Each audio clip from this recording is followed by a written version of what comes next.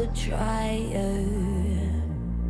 Pain is the thing I acquire. Mental desire. Can someone make it end? On se retrouve aujourd'hui pour la première vidéo de 2024 et avant toute chose, je vous souhaite évidemment une très belle année. C'est jamais évident je trouve de souhaiter les vœux parce qu'on ne sait jamais en fait ce qui nous attend au devant du chemin et plus les années passent, plus je me rends compte que... Enfin je sais pas si le fait de se souhaiter l'année ça permet un peu de conjurer le sort et que ça pourrait être bien pire. Mais c'est quand même pas toujours facile et je pense qu'en fait je préfère vous souhaiter la belle année, enfin la belle et la bonne année plutôt que de ne rien vous souhaiter, mais j'espère juste que vous aurez toutes les ressources pour l'année à venir et que vous pourrez accomplir ce que vous avez envie d'accomplir et que vous aurez en tout cas, oui, les ressources et les personnes autour de vous qui vous permettent d'accueillir les événements de la vie quels qu'ils soient positifs ou qu'ils soient douloureux. Et je pense que je vais m'arrêter là pour les vœux. Comme vous l'aurez constaté, voilà, cette nouvelle année, elle est un peu teintée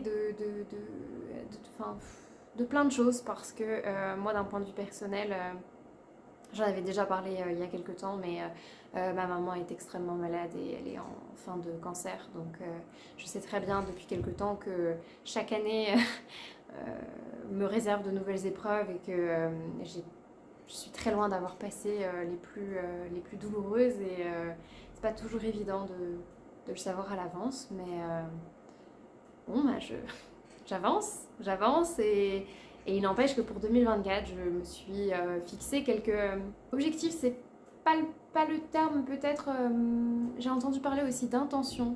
Je me suis à la fois fixé des intentions mais aussi des objectifs et je vous en reparlerai peut-être plus en détail.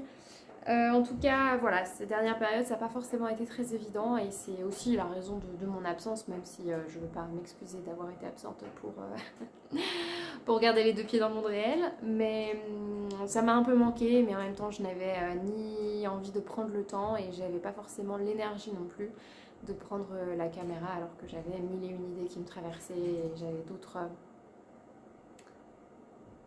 priorités, enfin en tout cas...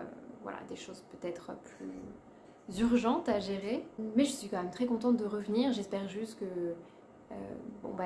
En fait, à chaque fois, j'ai toujours peur quand je reviens en vidéo de pas forcément dégager quelque chose de positif et de du coup vous plomber le moral alors que c'est pas du tout ce pourquoi je fais des vidéos. Quand je fais des vidéos, c'est que j'ai envie de partager des choses. C'est aussi parce que fondamentalement... Alors, je n'aime pas monter les vidéos, mais j'adore tourner des vidéos. J'adore surtout... Voilà, parler un petit peu de ce qui me passe par la tête, de mes projets, de pourquoi je fais ces projets. Mais oui, je sais pas trop, je suis quelqu'un qui a tendance à vivre un peu ses émotions à 1000% et donc parfois j'ai toujours un peu peur de ce que je peux dégager malgré moi et tout ça pour vous dire que parfois je préfère m'abstenir alors que peut-être que je devrais venir en vidéo et que vous me prendriez tel que je suis. Je sais pas trop, mais c'est un autre sujet. Ce que je vous propose, c'est que je vous parle un petit peu de 2024, donc mes intentions, mes petits objectifs, et ensuite je reviendrai juste très simplement sur les quelques projets que j'ai en cours, et notamment en tricot, et je vais un petit peu vous expliquer tout ça. Alors déjà, je ne sais pas si vous vous souvenez, mais l'année dernière, en fait je m'étais choisi un mot-clé pour mon année 2023 parce qu'il s'était aussi passé beaucoup de choses dans la transition fin 2022, début 2023 et j'avais sélectionné un mot-clé qui était très important pour moi qui était le respect et c'était une année où j'ai vraiment essayé de le garder en tête et Enfin, c'était un peu mon mot-clé, le mot qui a dirigé mon année, donc c'était le respect dans tous les sens du terme, mais surtout le respect de moi-même, essayer à chaque fois d'être en accord avec moi-même, d'arrêter de me laisser marcher dessus, même si ce qui est paradoxal, c'est que j'ai jamais été ce genre de personne vraiment à se laisser marcher dessus, mais plutôt à subir, je pense, certaines choses, une certaine manière d'être, à accepter parce que je suis quelqu'un d'assez résilient, je suis quelqu'un qui va encaisser pendant longtemps avant d'exploser et je pense pas que ce soit forcément la bonne manière de faire, mais en tout cas j'ai accepté beaucoup de choses que je n'aurais pas dû Et donc mon année 2023 a vraiment été axée là-dessus, notamment dans mes liens familiaux. Et vraiment de redessiner en fait des limites, des choses que j'acceptais, des choses que je n'accepte, enfin des choses que je continue à accepter, des choses que j'ai décidé en fait de ne plus accepter. Et ça a aussi, ça s'est répercuté dans plein de domaines et notamment le travail. Bon, je ne vais pas m'étendre sur l'éducation nationale parce que déjà je pense que vous en entendez assez parler dans le monde enfin dans les journaux, dans les médias, tout ça, et je vois pas ce qu'il y a vraiment de plus à dire. Cette année, mon mot-clé en fait est dans la continuité justement de l'année 2023, mais j'ai décidé de choisir comme mot-clé le regard parce que contrairement à ce que je pensais, je pense, en toute honnêteté, que je suis que j'accorde une certaine importance au regard des gens, mais de manière très vague, c'est-à-dire que dans le fond, je me fiche un peu de savoir ce qu'on va penser de moi, mais il n'en reste pas moins que parfois, j'agis en fonction de ce regard, alors que quand j'y réfléchis, j'en ai rien à faire. Donc c'est plus dans ce sens-là. Par exemple, je me rends bien compte quand je tourne des vidéos, il y a quand même toujours un moment où je me dis comment les gens vont me percevoir. Est-ce que vraiment ils vont me percevoir tel que moi je souhaiterais être perçue, ça veut dire avec toutes les intentions que j'ai mis derrière. Et en fait j'ai toujours peur que ce soit pas le cas et qu'on me juge de travers, alors que fondamentalement si quelqu'un me juge mal ou a décidé de me juger d'une certaine manière, oui, peut-être qu'il y a une part qui vient de moi, mais c'est aussi la responsabilité de l'autre. Donc parfois, on peut être, voilà, dans la vie de tous les jours, jugé un peu sur le tas et un peu jugé comme ça, un peu rapidement. Mais je me suis rendu compte que ça pouvait aussi en dire plus long sur la personne qui vous jugeait que sur vous-même. Et en fait, c'est avec ça que j'ai envie de prendre de la distance. Et mon mec m'avait donné une citation assez pertinente. Alors je vais vous la paraphraser très mal parce que du coup entre temps je l'ai perdue, mais c'était en gros à quoi ça sert de prendre en compte la vie des autres quand pour rien au monde vous ne voudriez précisément la vie de ces gens-là. Et c'est vrai que parfois je me laisse atteindre par la vie de personnes alors que fondamentalement ces gens n'ont pas mon respect et ma considération parce que je trouve que ce qu'ils disent au fond est complètement ridicule ou complètement à côté de la plaque ou vraiment sorti de nulle part. Et en fait je finis par leur accorder une certaine du crédit alors qu'ils n'en méritent tout simplement pas. Et là vous voyez, au moment même où je dis ça, je me dis ah mais les gens ils vont peut-être penser que je suis méprisante alors qu'en fait c'est pas ce que je veux dire et peut-être que je m'exprime pas de la bonne manière. Mais en fait j'ai décidé d'essayer d'accepter que parfois les gens vont se tromper ou mal me juger et que peut-être ils me le diront et ce sera l'occasion d'une conversation où je leur dirai bah en fait je comprends ce que tu dis mais c'est pas qui je suis. Et c'est soit la personne en face va accepter peut-être de creuser davantage ou d'essayer de comprendre, soit tant pis, c'est que ça n'en vaut pas la peine et c'est pas grave. Mais je me rends bien compte que je suis un peu attachée à tout ça malgré moi. Et bon, il y a plein de raisons, mais voilà, tout ça pour vous dire, 2024, se débarrasser vraiment de ce regard qui en plus souvent vient de personnes dont oui, quand j'y réfléchis, je m'en contrefiche de la vie de la personne lambda qui va donner son avis, alors qu'à côté de ça, on sait très bien que derrière les motivations, ça va être la jalousie, l'envie et plein de choses comme ça. Je sais pas si c'est très clair, mais comme d'habitude, hein, vous voyez, au moment où je vous dis ça, j'ai un milliard d'idées qui se propagent en même temps, et donc c'est pas toujours évident, mais écoutez, c'est pas grave. Donc cette année 2024, j'ai plus envie d'être en accord avec moi-même et c'est vrai que ça n'a pas été évident parce que dans le monde du travail, dans ma vie quotidienne, alors je parle pas dans ma maison, mais je suis confrontée en fait à un univers, à des gens qui ne me ressemblent pas ou peu, ou pas du tout. Et c'est... En fait, je suis toujours un peu en dissonance avec mon environnement, avec... l'environnement au sens propre du terme, le cadre dans lequel je suis ou alors les gens qui m'entourent.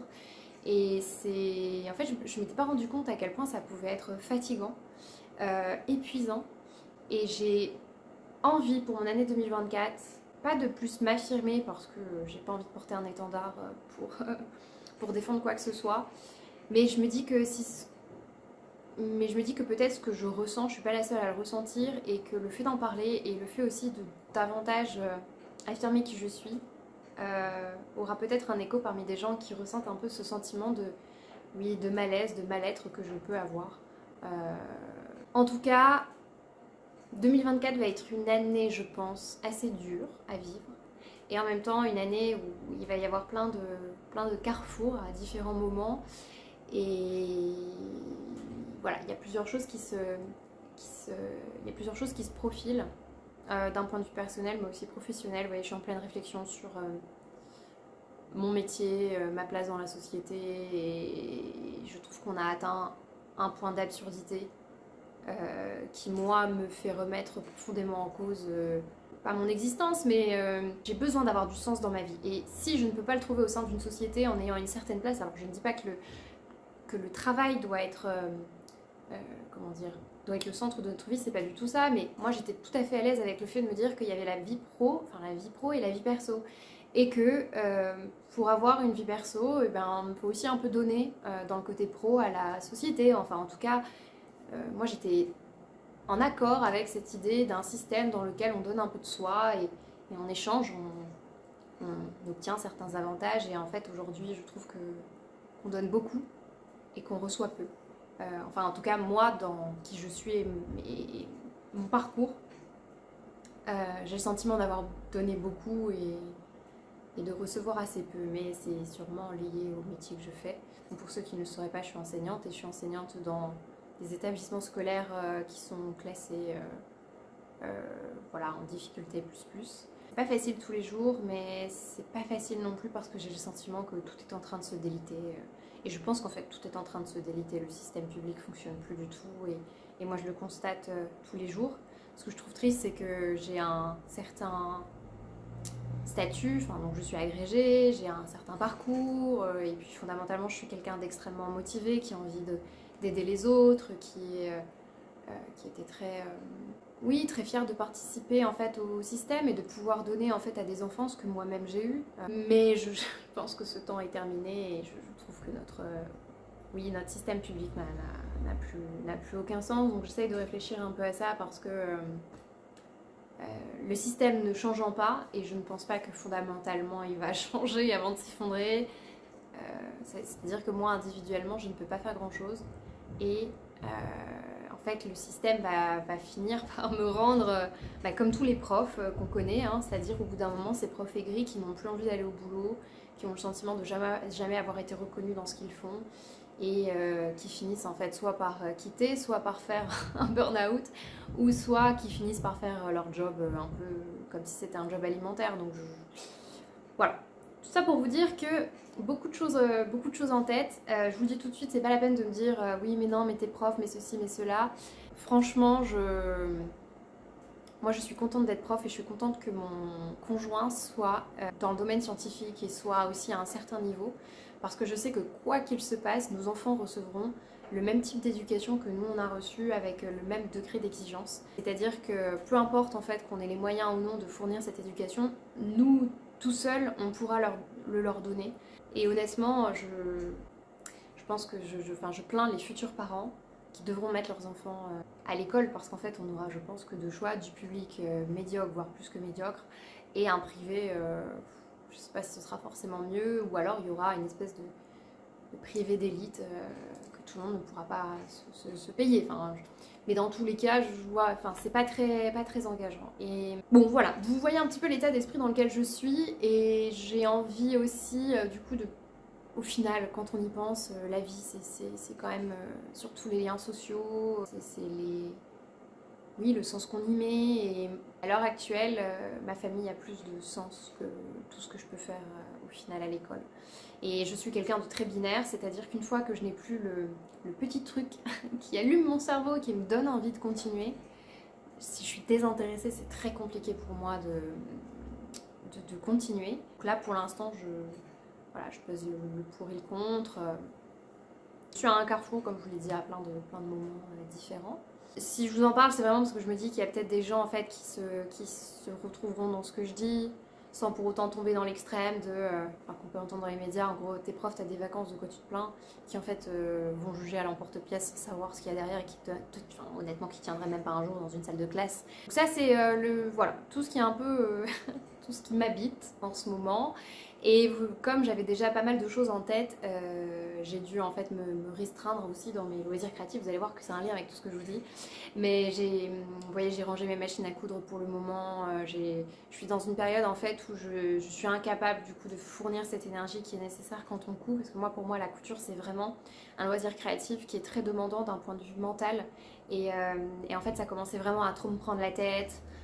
Parce que j'avais envie de faire toute ma garde-robe et au final je me suis rendu compte récemment que j'avais dépensé beaucoup d'argent dans ce loisir et que je n'avais toujours pas la garde-robe que je souhaitais et voilà, après ça fait partie de qui je suis et moi je me torture l'esprit sur tout, tous les sujets sont sujets et matière à réflexion, voilà, ça fait partie de ma personnalité, de qui je suis dans ma manière de réfléchir.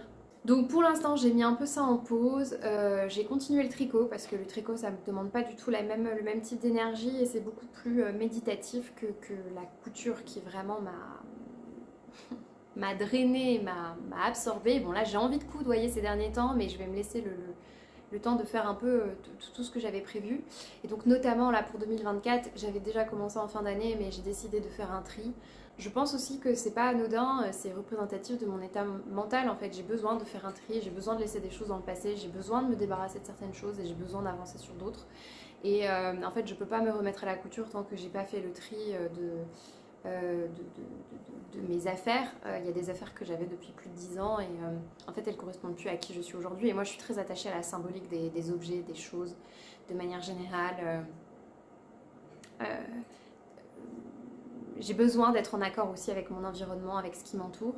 Donc par exemple, j'ai fait le tri dans ma bibliothèque et je me suis débarrassée d'énormément de livres pour lesquels en fait j'avais un attachement particulier, qui ont représenté une certaine époque de ma vie, mais dont je n'ai plus besoin aujourd'hui et qui je pense profiteront à d'autres personnes. Donc j'ai fait un tri énorme pendant les vacances, j'ai déposé les livres voilà, qui pouvaient intéresser d'autres personnes dans des boîtes à livres, parce que comme ça j'aime bien cette idée en fait de pouvoir donner et me dire que ça apportera peut-être quelque chose à quelqu'un qui en est à un autre stade, à une autre période que moi.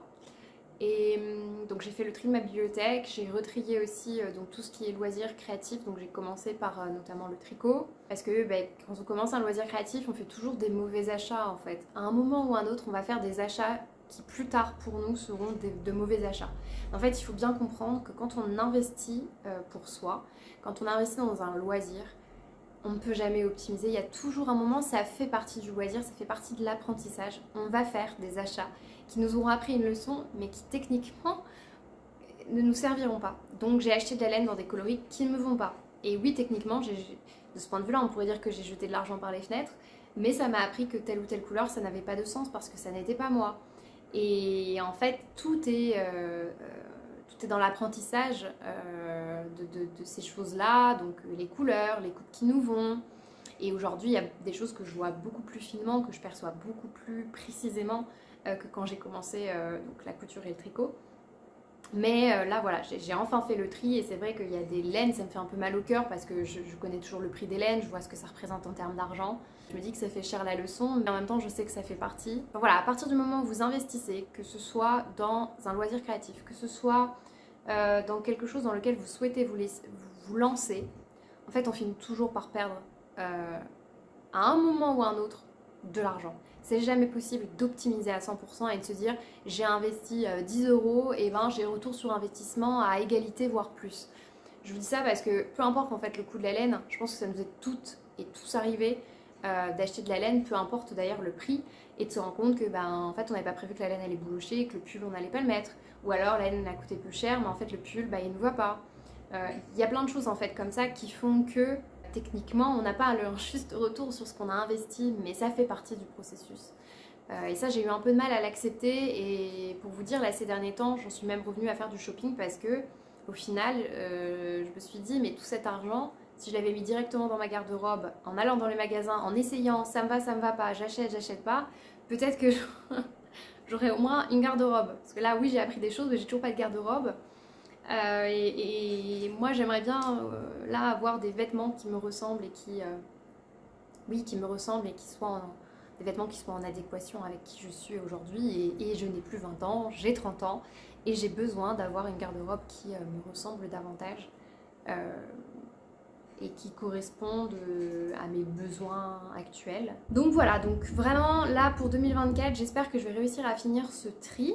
J'ai déjà trié mes tissus, mais bon, j'avais pas choisi le bon moment, j'avais fait ça en plein milieu des cours avant les vacances, ce qui fait que je me suis retrouvée un week-end avec tous mes tissus sortis le dimanche soir, alors que le lendemain je retourne au boulot pour faire une journée complète. Ça m'a un peu déprimée, donc j'avais tout rangé, je m'étais dit faudra que je fasse ça sur un moment de vacances ou une période où j'ai quelques jours devant moi. Et voilà, là c'est le dernier gros morceau où il faut que je vide un placard, que je refasse une dernière fois un tri pour être sûre que j'ai pas gardé des tissus, voilà, un peu par sentimentalisme, mais ça va se faire progressivement. Et une fois que j'aurai ça, j'aurai l'esprit plus clair, il faudra que je termine avec un tri de ma garde-robe parce que j'ai cousu des choses qui, en termes de qualité, n'ont pas vraiment tenu dans le temps. Je pense notamment à certaines viscoses